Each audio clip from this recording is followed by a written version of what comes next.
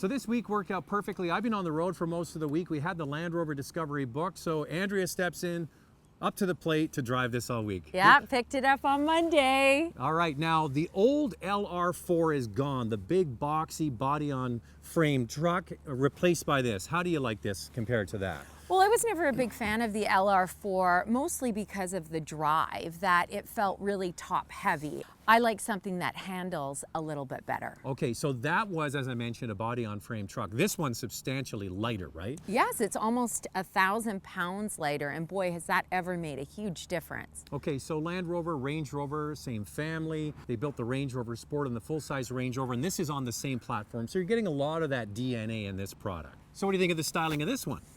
I like it a lot. I think it's very modern and sleek looking and really falls in line with the rest of the Land Rover fleet. Okay, so the high roof line is still there. From the back, it looks like, to me, it doesn't kind of match the front a little bit. It looks a bit heavier on the back. That's to make room for more seats. It's a 7-seater. You want to have enough room for adults if they want to go in that third row.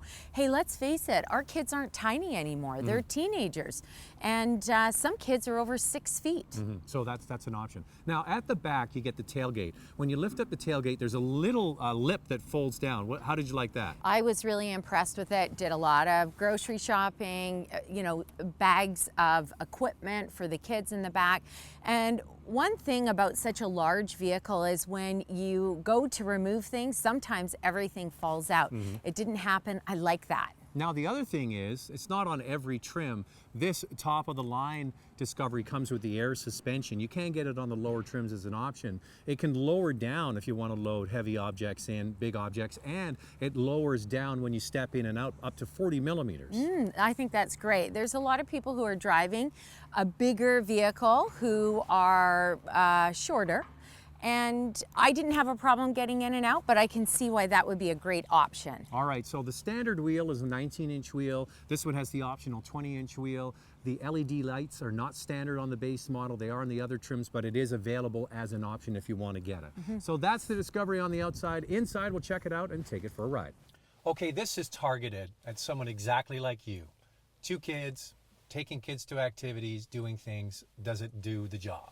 It does the job. Let's face it, 7 seats, third row, really nice to have, especially if you're going to take extra kids. The only issue I had was when all the seats were being used, that there wasn't enough room for groceries. I could only put 5 bags across.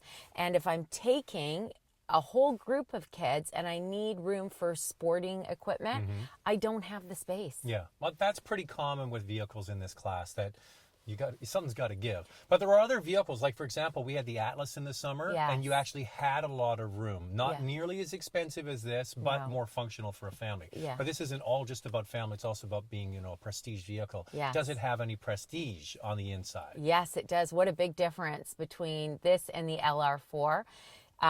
Land Rover has definitely upgraded it. Look at the beautiful piping on the seat. You've got wood trim. It just looks more expensive. Now, the thing is, the Land Rover is a step behind the Range Rover when it comes to in-dash technology. We just had the Range Rover Velar, the Sport, and the full-size Ranger all now have the split screen, the 2 screens to make up all of the command center. With this, they're using what Range Rover had before. Yes. Okay, so it's a large 10-inch center console here with the head unit. Was it easy to use? It was easy to use. I had a little bit of trouble trying to pair my phone. But other than that, it was fine. I mean, heated seats, everything just goes back to the screen. Space has always been an issue for putting things inside Land Rover and Range Rover products, but with this one, that isn't an issue, right? No, I got to give them props. They are listening to consumers. There was complaints about storage. These are big vehicles, but the storage wasn't available. Now there is. Now you've got cup holders that slide forward, and you've got a huge storage unit underneath. You've got storage in the center console and on the sides. On the doors, there's 2 glove compartments here, and there's a little hidden one behind the heat controls. There's another little hidden unit. You can, maybe put your phone in there, or maybe your wallet or something too, right? Sure. All right. Hide it away. So that's all well done. So overall fit and finish, what do you think? I like it. Now, we have complained, I just want to say in the past that Yeah. a little bit stark on the Range Rover side, but do you think it's okay for a Land Rover product? Sure, it's not as expensive, although this is $77,000 as what you would pay for a Range Rover Sport or a high-end Velar. But I think this is nice. I think the Discovery, similar to the LR4, where it was a little bit starker inside. It's supposed to be more of a utility vehicle. It was Rugged. always known for going off-road. All right, let's start it up and take it for a drive, and we'll tell you about what's under the hood, which is fantastic, by the way.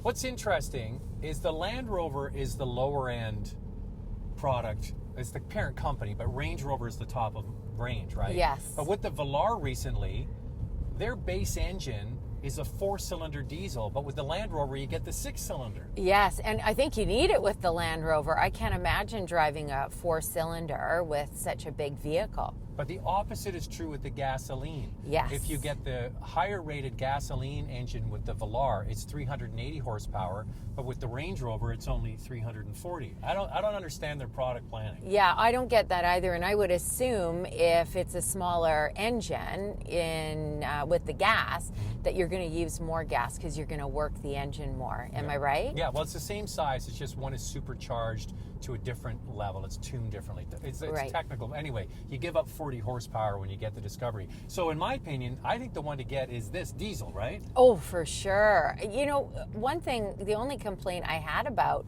this diesel is that when you're at a complete stop and you step on the gas, it doesn't react right away. But if you put it in sport mode, it's no problem at all. So you can get around it. You can get around it, and once you start driving, tons of power. Okay, so it's got an 8-speed automatic transmission. Of course, Land Rover is known for its off-road capability. This one is the HSE Luxury. It comes with the standard air suspension. You can get it on the lower trim levels as an option. But what this diesel engine has, which goes in hand with if you're going to do any off-roading, is 443 pound-feet of torque. Torque is what you need for crawling over rocks and things, and I think this really is for fuel efficiency and power is the one to get. Yes, fuel efficiency is amazing. I've driven this all week, and I've only used a quarter tank of diesel. All right, now handling, maneuverability, size. You have had issues in the past with the Range Rover products being kind of feeling a little big. The Velar excluded from that. What do you think of this?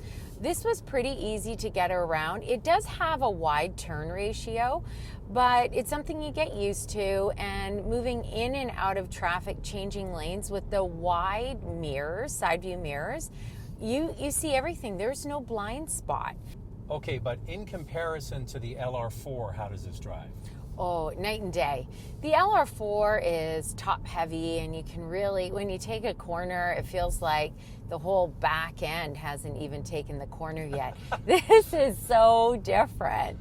This actually feels more like a Range Rover drive. Yeah, and you know what? I think that's a good way to describe it. It's really, even though it's a Land Rover, Range Rover, it's kind of the opposite. It's like Range Rover Light. Yes. It's very similar. It's the same platform, same engine, same all-wheel drive system, same air suspension. You're basically getting the same thing without the Range Rover badge. Absolutely. And you get 3 seats. And you get 3 seats. 3 rows of seats. And an adult can sit in the third row.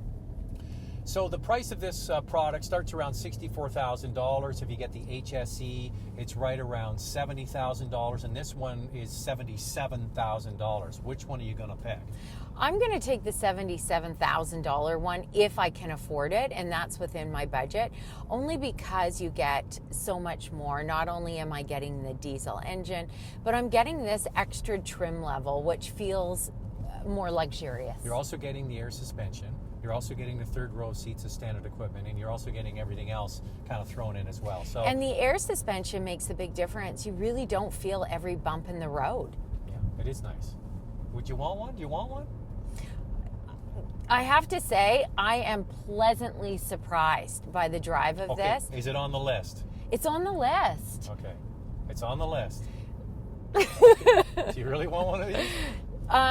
If I'm looking for a 7-seater and I want some luxury and that badge appeal, I would really consider a Discovery. All right. I better start saving. So for absolute space, is the Discovery the winner? No, there are some other vehicles out there that the third row is bigger, and when all the seats are up, the cargo room is more spacious than the Discovery.